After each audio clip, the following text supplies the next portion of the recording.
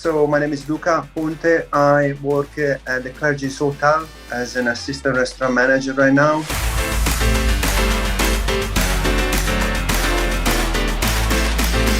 I've been working for the company since 2016, and I've been involved in the hospitality industry since I was 19, which makes pretty much almost 20 years. I'm very excited and looking forward to keep going with my journey, and happy to participate to the London Spirit competition.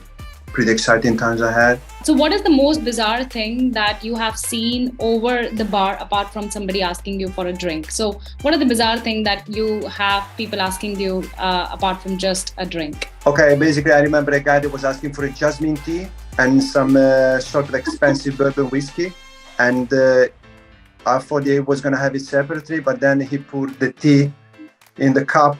He took a sip of the whiskey and then he put the whole whiskey into the cup with the tea. It was like a hot American jasmine tea. That was very weird. So how do you often suggest drink to new customers? So for example, if there are customers who are not sure what they want to drink, or customers who come with an open mind of whatever you suggest sort of drink. So how do you go about suggesting? What is your process of asking or making a suggestion to a customer? Basically, I start asking questions, because asking questions is the most powerful tool that I have at my disposal. So I start to ask if they like anything specifically, any spirit that they prefer the most, and then I try to investigate a little bit about the profile. So if something can be like in a long drink with some bubbles, or maybe a bit more on the sour side, the sweet side, just try to understand. And I always have my few top drinks that I know that everybody is going to be able to like it. But first I ask the question. For me, it's important to understand if they have also any experiences with those spirits or these type of drinks. So you understand what is their basic likeness, whether they like rum, whether they like whiskey, and then maybe you go about making a suggestion to what sort of drink they might like. Yes. I don't go straight to suggesting a drink that I like, because it happened in the past when I was at my very beginning that I usually was suggesting drinks that I like. But when you don't know exactly what is that someone likes, I need to investigate first. I need to try to understand if they have any spirit that they prefer, that they would go for, and then I just try to work around it. Understand if something that has to be a bit more the sweet side, sour side, something that is like pre-dinner or something that is after dinner. Yeah, I just need to understand a few things and then I'll go. But if someone has already an idea and they ask me to be creative, that's another point. True. And you can just go and be a bit more creative and use your fantasy. Try to combine ingredients. Obviously, you don't combine them at the moment. You pretty much knows what things goes with what.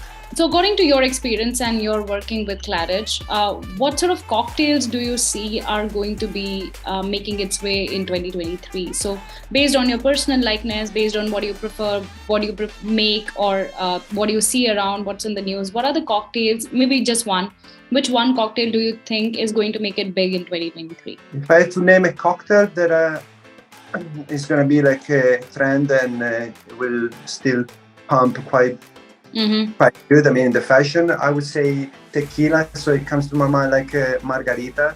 Okay. Yeah. Margarita is still working pretty well, but regarding the new trends, I can see that people start to drink a lot of new spirits as well. So we're talking about the unknown, Sotol, Mezcal, all of these, they're becoming more popular. Pisco, whiskey as well. Everybody's drinking this. Young people.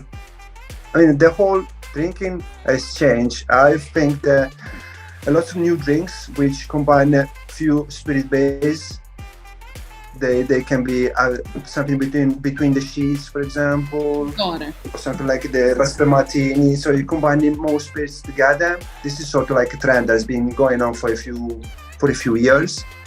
But in general, I see, tequila still, and some other spirits like related to tequila. I've been hearing tequila. I've been lately hearing a lot about Paloma, Negroni, Espresso Martini. So I think they all makes it fit to the last year as well. I think the similar drinks were hit in the last year, and they're just continuing to be on top of the charts for 2023 as well. Seems like. And also, if you think about them, they are pretty easy to twist, okay? Because you change the team from a Negroni, you can get Boulevardier, you can get many other things. I mean, you can really play with it.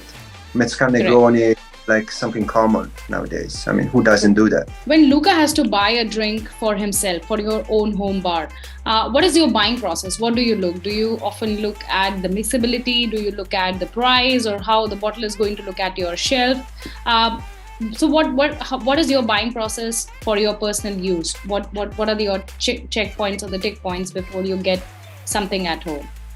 For my personal use, something that I like to buy, I look for quality, of course.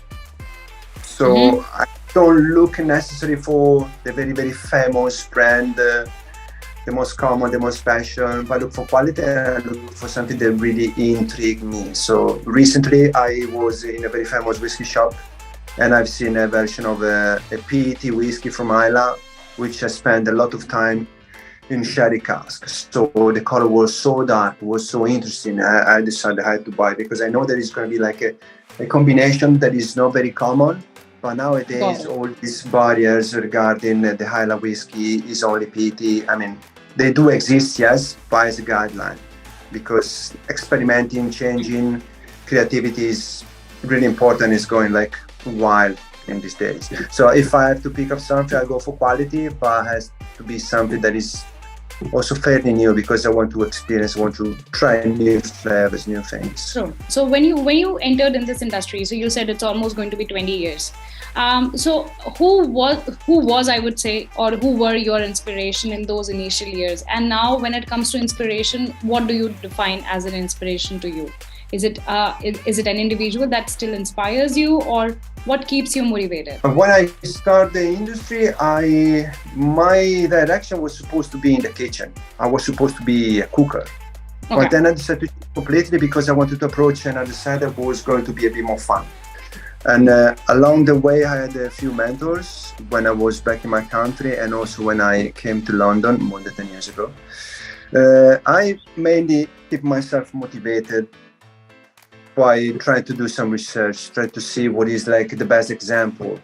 Because this theory, the best example, I mean, what is the best example of an espresso martini, a Negroni? I always try to look what is that could be a very, very top serve, a top cocktail, top personality. I always try to get inspired by this and ask myself the question, unbiased, with no prejudice. I mean, this is a very, very beautiful place because it's done like this, and that. I always try to be very, very honest.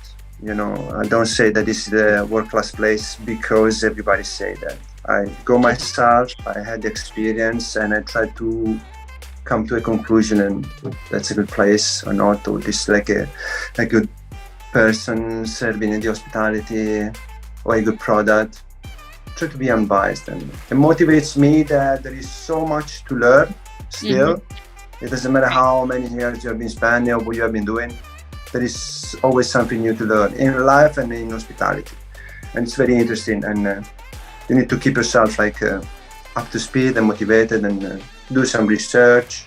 When it comes to a country that you want to visit for its cocktail culture, so which country do you want to explore? Just for the cocktail culture, not for how good of a tourism country that is, but just to witness or to learn the cocktail culture, which country is still is on your top list to make a visit?